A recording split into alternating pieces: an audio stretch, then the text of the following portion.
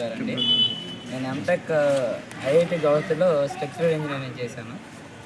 అప్పట్లో మరి 2018-18లో ఉన్న మా అందరం ఫ్యాకల్టీ కూడా బేసిక్ ప్లస్ డిఏ ప్రకారం అప్పుడున్న ప్రకారం మాకు శాలరీస్ ఫిక్స్ చేసి మరి రెగ్యులేషన్ ప్రామిస్ చేస్తానని చెప్పి మరి మా అందరినీ జాయిన్ చేసుకున్నారు.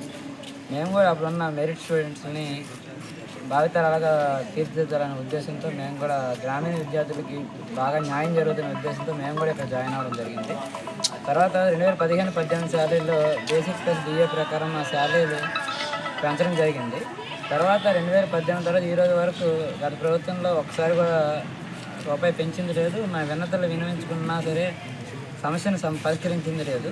ఈ ప్రభుత్వం వచ్చాక మళ్ళీ మేము ఈ శాలరీ గురించి మా లాంగ్ పెండింగ్ ఇష్యూస్ గురించి మేము తెలియజేస్తే గవర్నమెంట్కి ఒక లెటర్ రాశారు.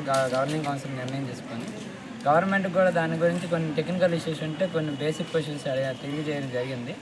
ఆ బేసిక్ క్వశ్చన్స్ని ఆన్సర్ చేయకుండా ఒక 3.5 నెలల నుండి యూనివర్సిటీలో ఉండి ఎవరు ఆపుతారో తెలియక ఒక అనిశ్చితమైన పరిస్థితుల్లో ఎవరు మాకు ఆన్సర్ చేయకపోవడంతో మేము దిక్కుతోచిన పరిస్థితుల్లో మేము రోడ్డు మీదకి వచ్చి మరి ధర్నా చేయవలసి జరిగింది.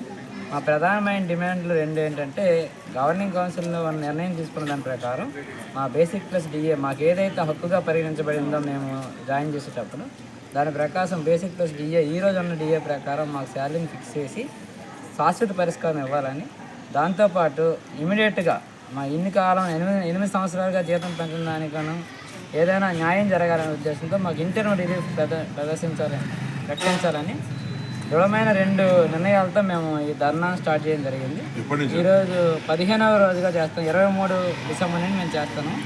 ఈరోజు 15 రోజులుగా మేము ఈ ధర్మ పోరాటాన్ని కంటిన్యూ చేస్తూనే ఉన్నాము. డిఫరెంట్ వేస్లో రిలే నిరాహార దీక్ష కూడా అందరం కూడా సామూహిక నిరాహార దీక్ష కూడా చేయడం జరిగింది. గత వారం 8 రోజుల నుండి మేము రిలే నిరాహార దీక్ష రోజుకు 4 చెప్తాం చేసుకుంటూ కూర్చున్నాము. తర్వాత మంత్రి గారు మొన్న ఆదివారం స్పందించి ఈ విషయాన్ని మధుమూర్తి స్వయంగా ఆయనే మాట్లాడారు. తర్వాత మమ్మల్ని 4 ఇంటికి పిలుచుకొని ఆ విషయాన్ని అంతా పరిగణన తెలుసుకొని డైరెక్టర్ లోకేష్ గారికి కూడా ఈ విషయం తెలియజేయడం జరిగింది. లోకేష్ గారు కూడా దాన్ని స్పందించి మా ఏఎఫ్సీ చైర్మన్ ఛాన్సలర్ గారికి ఆయన ద్వారా విషయం తెలియజేశారు.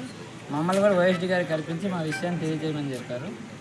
ఈరోజు ఛాన్సలర్ గారితో కూడా మా వాళ్ళందరూ కూడా మీటింగ్ జరగడం జరిగింది. ఛాన్సలర్, మీ హామీలన్నీ న్యాయమైనవే, మీరు అడగడంలో తప్పులేదు, మీకు నేను హెల్ప్ చేయడానికి ప్రయత్నిస్తున్నాను, కానీ నేను ఏదైనా స్పష్టమైన హామీ ఇవ్వలేను, కానీ మీకు జరిగేటట్టు నేను చూస్తాను అని తెలియజేశారు. మంత్రి గారు కూడా ఈ విషయాన్ని నేను మళ్ళీ మాట్లాడి ఒకసారి ఆఫీస్ చైర్మన్ గారితో ఇంటర్మ్ రిలీఫ్ ఏదో ఒక విధంగా ప్రకటించాలని ఫైనాన్స్ సెక్రటరీతో పాటు గవర్నమెంట్లో కూడా మాట్లాడి మీ శాశ్వత పరిష్కారం వచ్చేలా చూస్తానని మాత్రం మాకు తెలియజేశారు.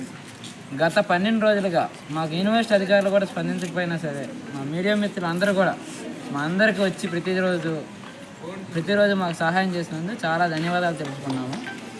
మంత్రి గారు ఈరోజు మంత్రి గారు స్వయంగా టెలికాన్ఫరెన్స్లో మాట్లాడి మా విషయాన్ని మళ్ళీ ఒకసారి తెలుసుకొని గవర్నమెంట్ దృష్టికి తీసుకెళ్ళి ఆయనే స్వయంగా ఇంటర్మ్ రిలీఫ్ కూడా మాట్లాడించంటూ యూనివర్సిటీ అధికారులతో మాట్లాడతానని ప్రకటించడం జరిగింది. దాన్ని దృష్టిలో పెట్టుకొని మంత్రి